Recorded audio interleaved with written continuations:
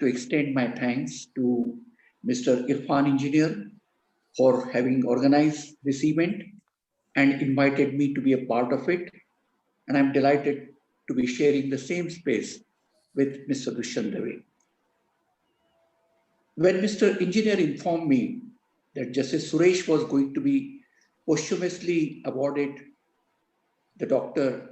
Asghar Ali Engineer Lifetime Achievement Award, it struck me that there could be no better person for this recognition. I was fortunate to have met Dr. Engineer once, and of course known and appeared before Justice Suresh several times. Both men were similar in many ways. Both were activists in their own right. Dr. Engineer was a reformist and fought for change in the Dawoodi Bohra community, and his valuable contributions to studies in peace, non-violence, and communal harmony are well regarded. Equally, Justice Suresh was known, especially in his 3 decades of public life after retirement, for his path-breaking contributions to human rights space. Wherever there were instances or occasions of human rights violations, Justice Suresh's wisdom, presence, and support always made an appearance. The commitment of Dr. Engineer and Justice Suresh to their causes and what they identified as their life missions was unshakable. Even in the face of physical and verbal abuse, which both men had to face to varying degrees, they continued to stand tall, perhaps aware that their display of such courage under fire was necessary to set an example for ordinary people like us to keep fighting for just causes. Justice Suresh said his voice was his conscience, which was also the title of a book he wrote. This applies to Dr. Engineer in equal terms. I would say that both their voices were the conscience of the nation, and we should be ever grateful to them for showing us all the path. Ladies and gentlemen, it is in this spirit that I speak here today of what I believe is one of the most troubling developments of our time: the decline of the Indian Supreme Court.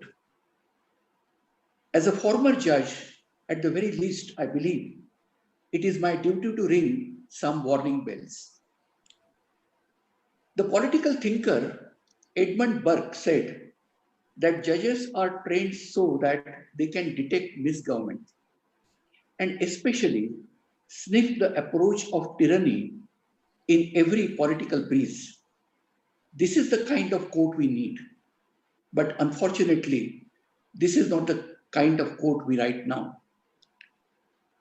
The Supreme Court has had a glorious past that it should be proud of. The statesmanship that the 13 judges constitutional bench exhibited in the decision in Keshavananda Bharati, where the basic structure doctrine was laid down and judicial custody of the constitution reclaimed, is but one shining example of what the court is capable of. Indeed, Granville Austin said that the court had established itself as the logical primary custodian of the Constitution and its interpreter and guardian. The Supreme Court started off as a passive court. Slowly but surely, as the institution understood its role in the governance of the nation, it expanded its authority, thus laying the foundation for an activist role in future. Keshavananda Bharati was the start of all this. Over the years, there were many judgments that cemented the Supreme Court's identity further. Notable amongst these were Maneka Gandhi, Francis Coralie Mullin, and International Airports Authority, where variously due process was introduced and there was an expansion of the rights enshrined in Article 21 of the Constitution. The invention of the public interest litigation marked the beginning of what has been termed the socialist judicial era where the court activist role came into prominence. In the late 90s, it expanded its scope into relatively less explored territories such as environmental protection, using its powers to tackle important questions in that area. In doing so, it also entered the domain of executive and was roundly criticized for this. The criticism is not entirely unwarranted, and indeed, even though it has its advantages, and there is a tendency to praise the instrument, the PIL has been abused on some occasions, but this is not the place to talk about it. It is not as though the Supreme Court did not have its ups and downs. Most notoriously, in the ADM Jabalpur case, there was a moment of realization that the court had gone astray, and the years that followed were doggedly spent in restoring some respectability to the institution. The 80s and 90s reversed its reputation, and for a brief period, it seemed as though the Supreme Court had returned to being the sentinel on the qui vive, which the first generation of judges had hoped it would remain. Now, however, we seem to have regressed once again and desperately need a wake up call in order to avoid another emergency like disaster. You may all ask, why is all relevant? Why this is relevant? On paper, we have a liberal, democratic, secular republic with all its wheels in place. We have fundamental rights tightly ensconced behind seemingly impenetrable firewalls. With a parliamentary system of government, separation of powers, and a federated division of responsibilities between the center and states, we have a system that is the envy of many. On paper, the all-powerful executive is held accountable to the people through the legislature and to the constitution and the rule of law through the judiciary and through other institutions like the Auditor General, the Election Commission, a human rights watchdog, and anti-corruption bodies, besides entities like the press, academia, and civil society. Unfortunately, remember what I said, this is all only on paper. In India today, every institution, mechanism, or tool that is designed to hold the executive accountable is being systematically destroyed. This destruction began in 2014 when the BJP government came into power. There is a temptation to compare this with the blatant destruction that the Indira Gandhi government indulged in the past, but comparisons are odious. What we are witnessing today is a force in action, strategically intending to render the Indian democratic state practically comatose with all the power entrusted with the executive. Besides the various limitations of parliament that have been revealed in the recent past, it has not even met during the COVID-19 induced lockdown. And even when it finally decided to meet, question hour has been scrapped. Even if parliament has been debilitated, other entities should have stepped up to the plate and kept the executive in check. We have heard nothing of the Lokpal since forever. The National Human Rights Commission is dormant. Investigative agencies are misused at the slightest opportunity. The Election Commission of India appears to have been suspiciously compromised. The Information Commission is almost non-functional. The list is long and troubling. Even academia, the press, and civil society have been systematically destroyed or silenced. Universities are under attack daily, whether it is students being accused of rioting or teachers being accused of criminal conspiracy. The idea of an unbiased mainstream fourth estate in India died its death a long time ago. And civil society is being slowly but surely strangled through various ways. But the most worrying of all is the state of judiciary. There are many important issues that need to be deliberated upon today. With Parliament already so weakened, The Supreme Court would have been the next best place to discuss the Kashmir bifurcation, the constitutional validity of the Citizenship Amendment Act, suppression and criminalization of protest against the law, misuse of draconian laws like sedition and the Unlawful Activities Prevention Act, electoral bonds, etc. Sadly, most of these are ignored or brushed aside or mysteriously kept pending for an indefinite period of time.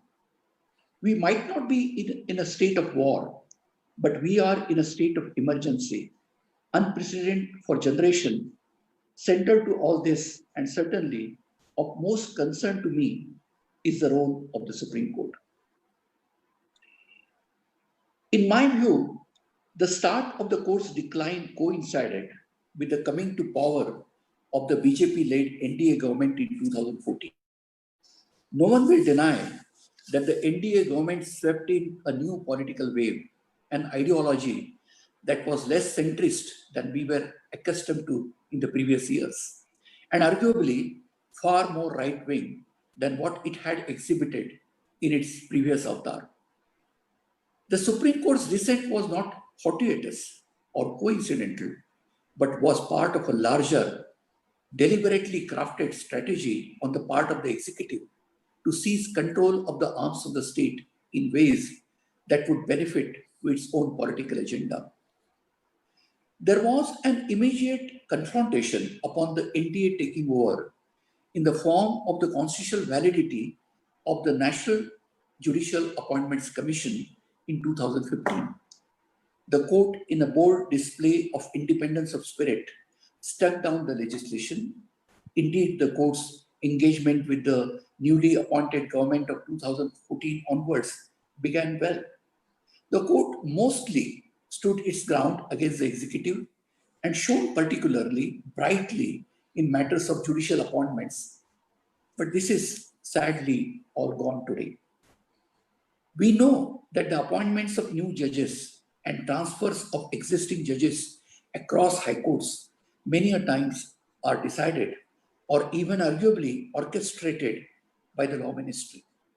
Recent instances of the transfers of Justices Akhil Qureshi, Muralidhar, Jayant Patel were all eminently questionable, but the court did not utter a word and quietly allowed the judges to be relocated. All of the bombast about the fiercely protecting independence expressed in the NJAC case seems to have been thrown to the wind.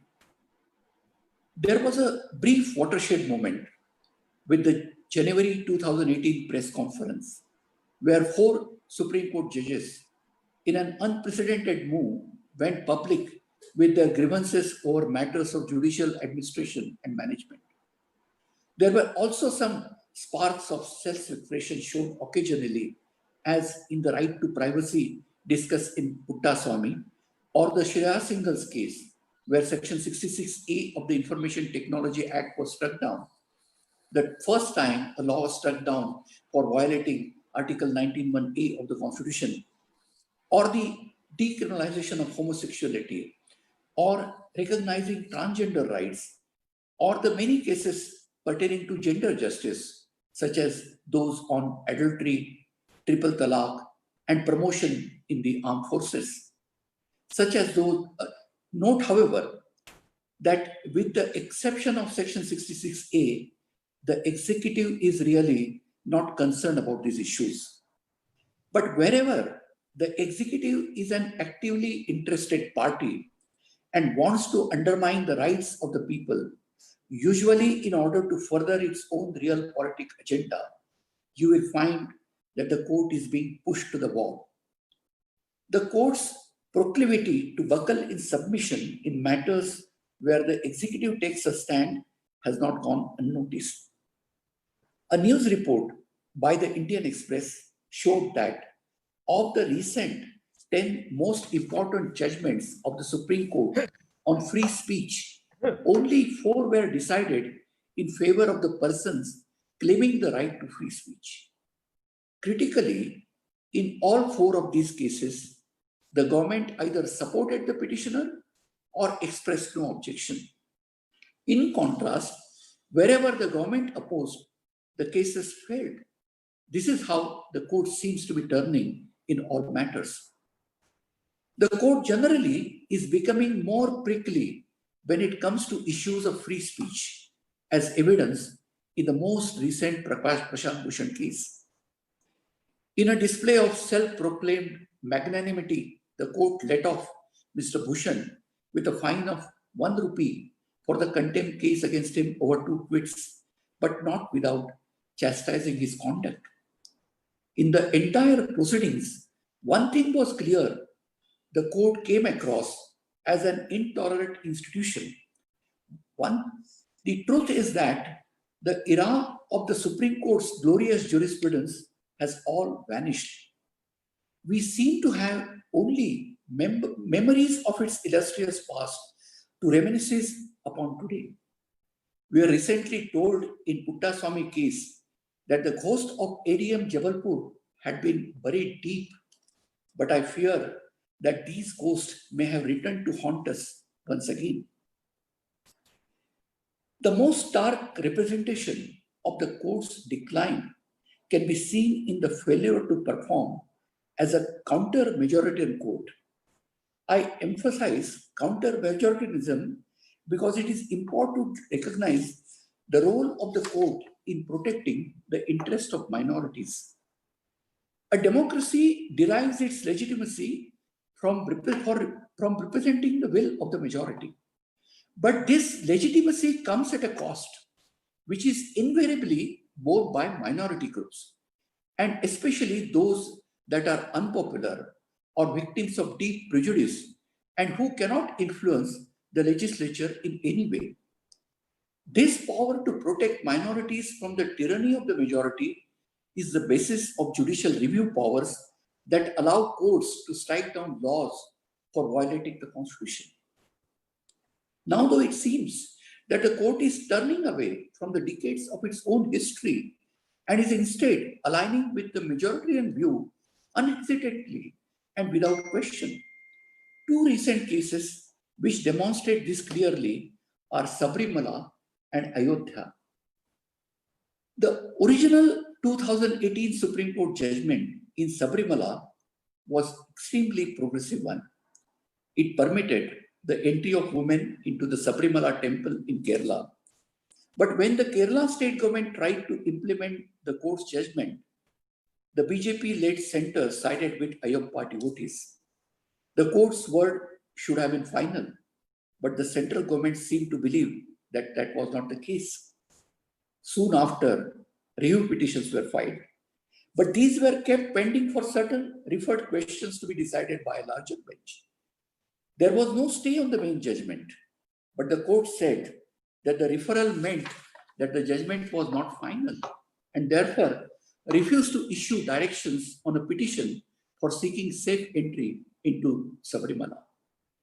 This has opened up a Pandora's box of nightmares that we might live to regret. It means the central government can, with impunity, ignore the Supreme Court and that judgments can be conveniently reopened, though through referrals in the guise of reviews. What implications does this have for the rule of law? The issue of rule of law and finality also came up in the Ayodhya judgment. It is unanimous, but unusually anonymous decision on an essentially a political issue. The court said that the Allahabad High Court's decision to divide the property into 3 parts was not feasible in order to maintain peace and tranquility. However, did the Supreme Court judgment result in complete justice? Despite acknowledging the illegalities committed by the Hindus in 1949 and 1992, the court effectively rewarded the wrongdoer. Surely this is against the doctrine of equity, where one must approach the court with clean hands. Just as the central government exhibited impunity in the Sabrimala judgment, in the Ayodhya case too, the Hindu Mahasabha pressed for the withdrawal of criminal cases against the car sevaks involved in the 1992 demolition and violence. It also demanded that the car sevaks be given government pensions and their names listed in the temple on the site of the masjid as though they were freedom fighters. The Supreme Court has said that the criminal cases must continue. But in the larger scheme of things, I'm doubtful if any meaningful result will emerge.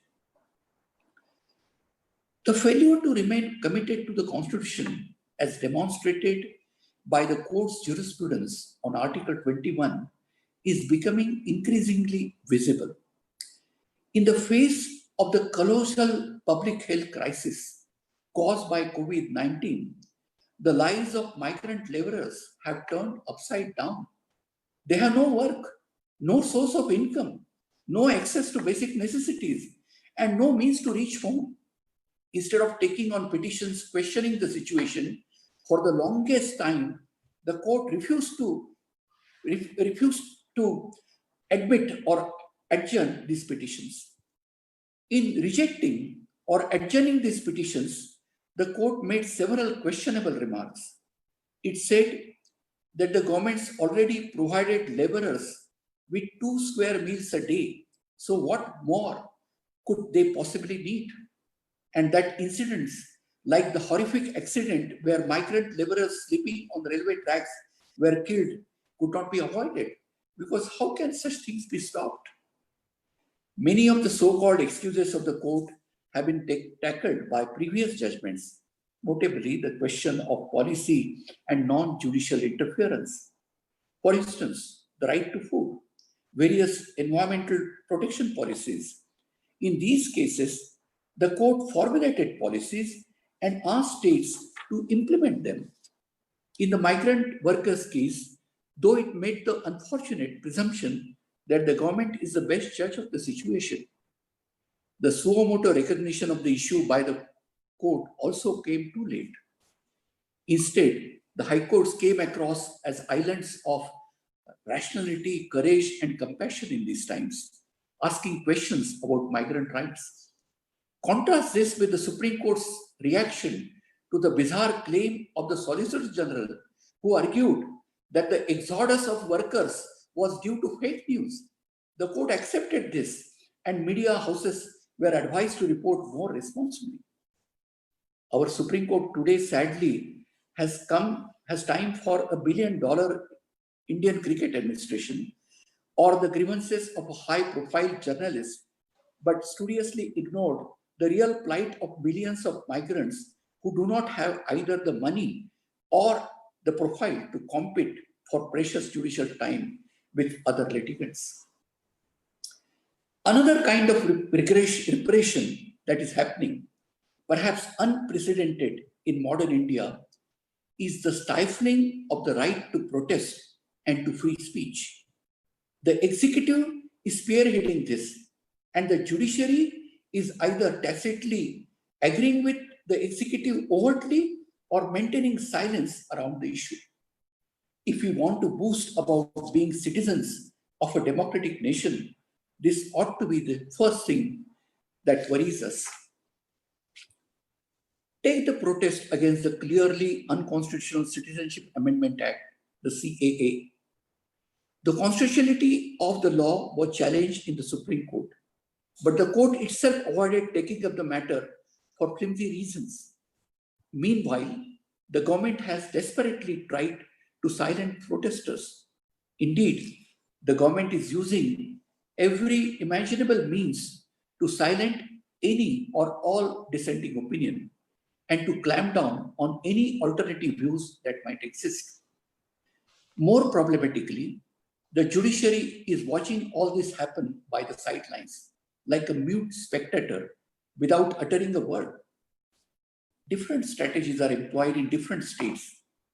In Uttar Pradesh, its chief minister said that he would take revenge against protesters and that chanting Azadi or freedom would amount to sedition. Police have been given license to run riot against peaceful protesters by arresting them, destroying vehicles, and even entering homes. Targets tends to be Muslim youth. A combination of charges under the National Security Act and Gunda Act were used in UP. But the burning issue in this context, ladies and gentlemen, has surely been in Delhi riots. The government has been targeting those who express an honest view and engage in honest protest, and even on occasion stage a play. Unarmed students have been attacked by the police. Anyone critical of the establishment, regardless of their intentions, such as Professor Apurvanand and Yogendra Yadav, are implicated at the slightest opportunity or tried to be implicated at the slightest opportunity. The strategy in Delhi has been to charge individuals with criminal offenses of rioting, unlawful assembly, criminal conspiracy, and that awful colonial legacy that is sedition, to name but a few, in conjunction with the newly interpreted Unlawful Activities Prevention Act, UAPA, contests this treatment of civilians with that of leading politicians of the ruling BJP who have publicly delivered insightful speeches. Shockingly, no punitive action was taken against them. Instead, the one judge who showed some inclination to take action was conveniently transferred. The arrest having to a template. If a person expresses a legitimate view against the CAA, he is promptly labeled an anti-national, and the law enforcement machinery kicks in. It does not matter that the CAA is blatantly unconstitutional law. The police says that the protest sought to execute a secessionist movement in the country by propagating an armed rebellion in which the anti-government feelings of the Muslims will be used at an appropriate time to destabilize the government. It's simply mind-boggling. The former police officer, Julio Ribeiro, has pointed out to the lack of a fair investigation in the Delhi riots, drawing similarities with the 1984 riots here. He rightly said that riots recur in India because of the impunity accorded to one section by the political establishment of the day. Police investigations in the riots have been based on mere disclosures with no concrete evidence. Surely this goes against all principles of fair investigation. By taking action against peaceful protesters, but deliberately failing to register cognizable offenses against those making the hate speeches that triggered the riots in Delhi, the Delhi police has been accused of partisan and politically motivated.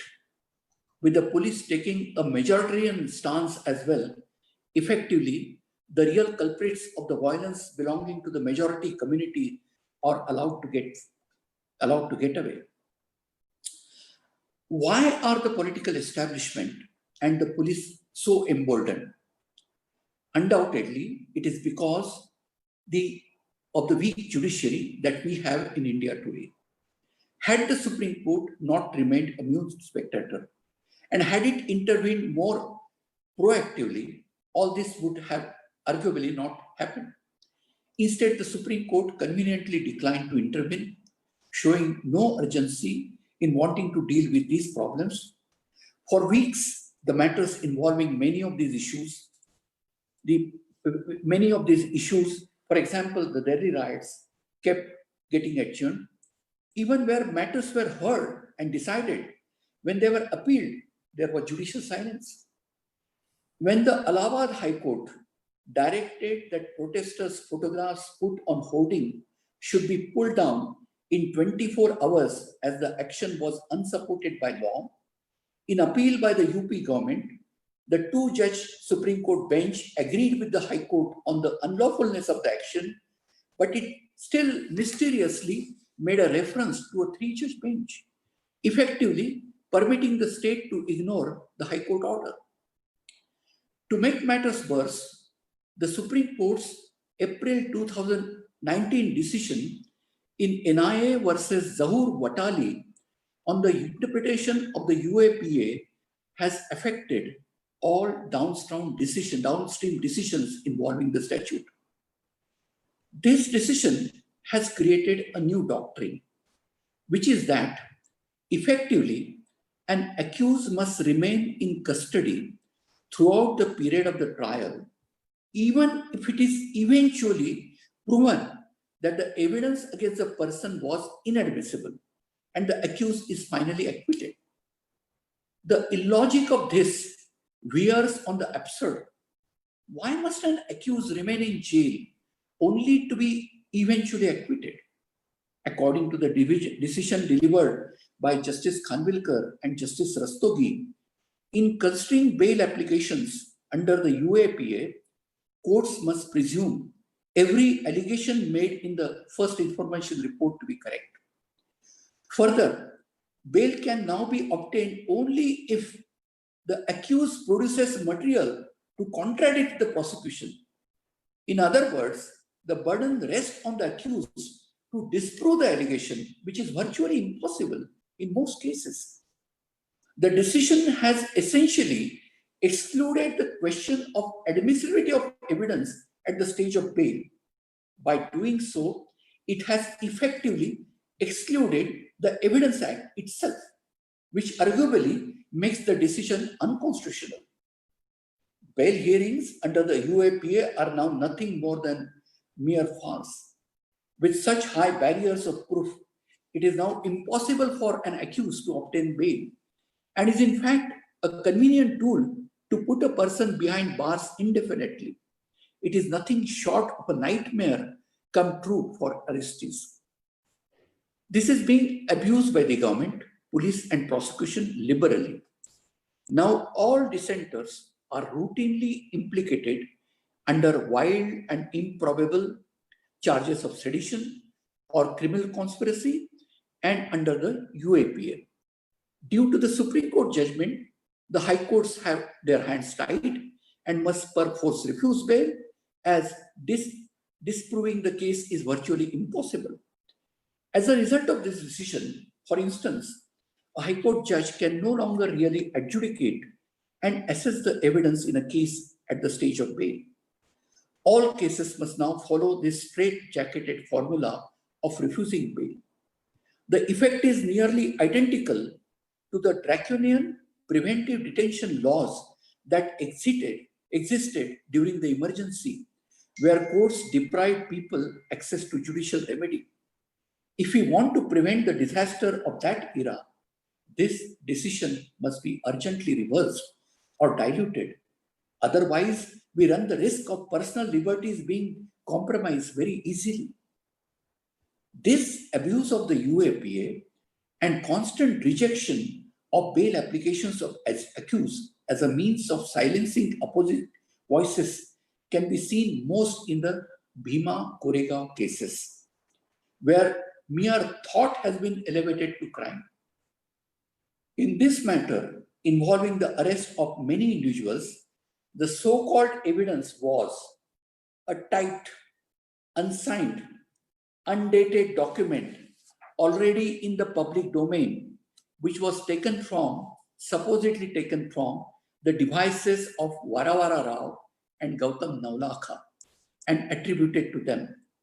The document titled Strategy and Tactics of the Indian Revolution was referred to in a book published 6 years ago. This document is also publicly available online. There is no Section 161 witness statement that has been relied upon in the matter of Surat Bharadwaj, which I studied very carefully. But as a consequence of UAPA being applied, the accused cannot get bail. Courts cannot go into the merits of the case due to the Supreme Court judgment. The pattern followed in these arrests are very similar. Social activists, academicians, public intellectuals who have worked in certain parts of the country are first accused of Maoist conspiracies, then with charges of misguiding Dalits, and then under the UAPA. Sudha Bharadwaj has been in jail for 2 years. Varavara Rao, a COVID-19 patient, is not allowed to get out and receive proper treatment. We hear of fresh arrests ever so often. Navlakha's case is a classic example of how the high courts are being discouraged from doing anything. Navlakha made an application for bail before a Delhi High Court judge. But when the matter was being heard, without informing the court, Navlakha was transferred to prison in Mumbai. When the judge inquired as to how and why this was done, there was no response from the government. Instead of explaining its position to the High Court, the Solicitor General took the matter to the Supreme Court, and the court simply rejected the bail application, virtually ending the proceedings before the High Court. Ladies and gentlemen, the next characteristic contributing to the Supreme Court's decline is in the failure to perform its fundamental role as adjudicator itself. In the Kashmir case, it has practically abdicated its role as a court. The court's decision in the internet shutdown case, that is Anuradha Bhasin's case, was laudable in many respects, but failed to actually decide the matter. After ruling that the suspension of communication services must adhere to the principles of necessity and proportionality, the court failed to apply these principles to actually decide the legality of the communication shutdown in Kashmir. In its later decision in May 2020, instead of itself dealing with the constitutional issues relating to Articles 14, 19, 21, proportionality, and strict scrutiny, the court merely upped and handed over the exercise of advising the court and administration on the applicability of Anuradha Bhasin to denial of 4G services in J&K to an executive-led special review committee. This is clearly a case of misguided and surely constitutionally unacceptable delegation. The executive has been asked to conduct a review of its own actions, when in fact, the judiciary should have been conducting a judicial review of executive action.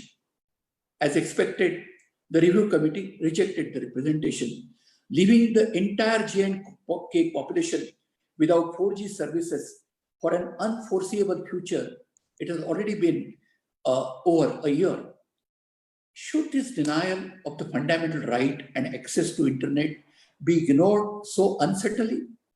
To use senior counsel Arvind Datar's phrase, this is a case of justice having been outsourced, which is arguably tantamount to justice being denied. There is also a pattern of judicial evasion being followed by the court in Kashmir cases, when petitioned as to how the internet shutdown was affecting the public health delivery system in J&K, the Supreme Court told the petitioner to approach the High Court to avail the appropriate legal remedy. The over 1.3 crore population of J&K is suffering, with health, education, business and economy all operating at a loss because of the executive's internet shutdown. The Supreme Court seems to simply not want to deal with real-world problems at all. Contrast this with how other jurisdictions have dealt with conflicts between individual liberty and national security, as described by Mr. Arvind Datar.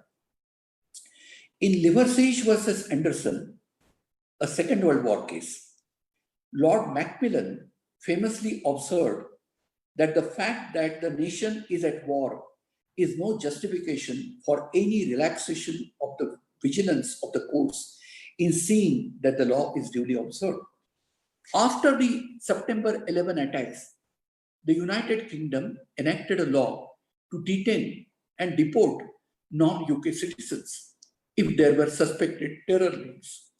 The law was struck down in A versus Secretary of State for the Home Department on grounds including discrimination, with the courts drawing a distinction between the subject of national security being a matter of political judgment of the executive and parliament, and the issue of whether individual rights were violated, being the subject of judicial scrutiny.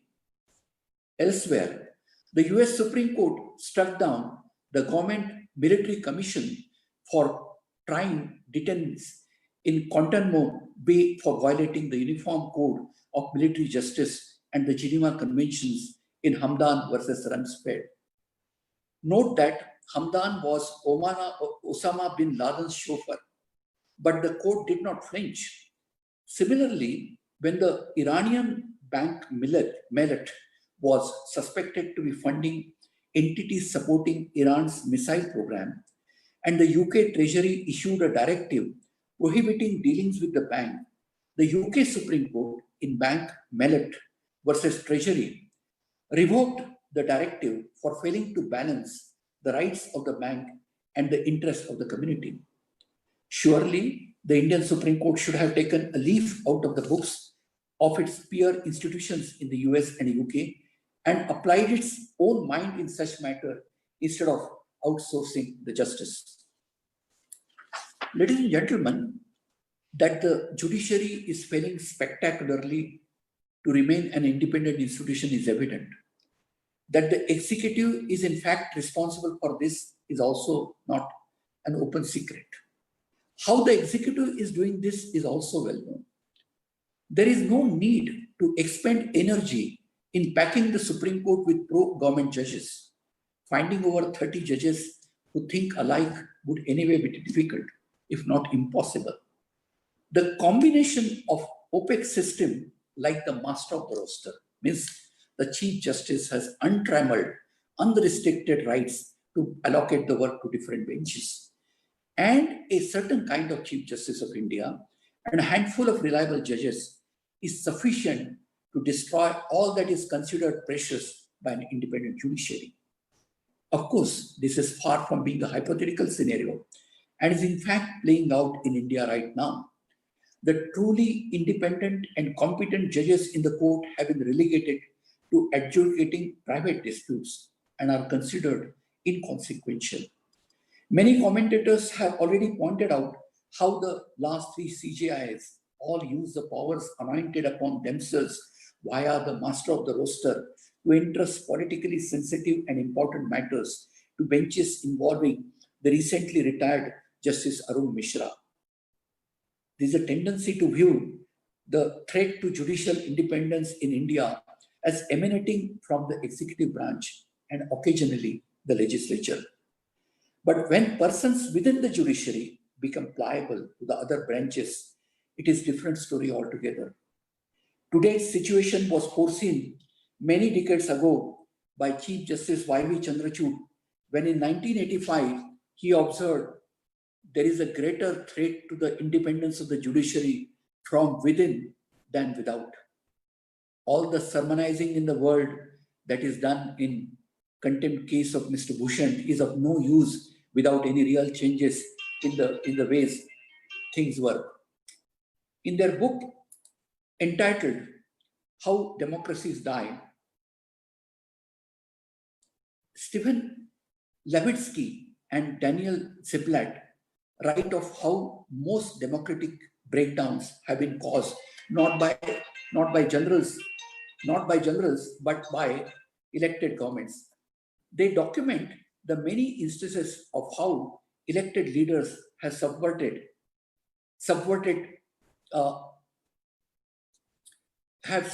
democratic institutions across the world. This subversion is carried out by the constitutional sanction of the ballot box and even with approval from the legislature and the judiciary. Throughout, there is always the assurance that the democratic wheels are still turning. Levitsky and Ziblatt call the leaders who thrive in such situations elected autocrats. Such elected autocrats weaponize institutions to use them as political ammunition. They compel the media and the private sector into silence, and they redraft rules to suit their interests over those of their political opponents. Critical voices will still rise in the backdrop, but those who dare to question the powers that be end up at the receiving end of all kinds of trouble, whether they are charged with making seditious remarks or evading taxes or some such thing. In this way, they use the very institutions of democracy to kill it. To put it bluntly, this is what is happening in India today. In the face of all this, the one institution which has the capacity to turn the tide is the judiciary. Unfortunately, it seems to have lost its way. There was a period in history during the emergency as well when the Supreme Court failed the nation, but it realized its follies and returned to its natural path in course of time. Now too, we have many judges and exemplary lawyers in practice who are sincere and committed to constitutionalism and to the rule of law. I expect they will rise to the occasion. The occasion is now. Ladies and gentlemen, more than 70 years ago, in the Constituent Assembly, Nehru had said that we needed judges of the highest integrity who would be persons who can stand up against the executive government and whoever might come in their way. I am hopeful that we'll once again be able to see judges like these thrive in India. Thank you. Thank you, Ms. Setalvad and Mr. Engineer. Thank you for inviting me this function.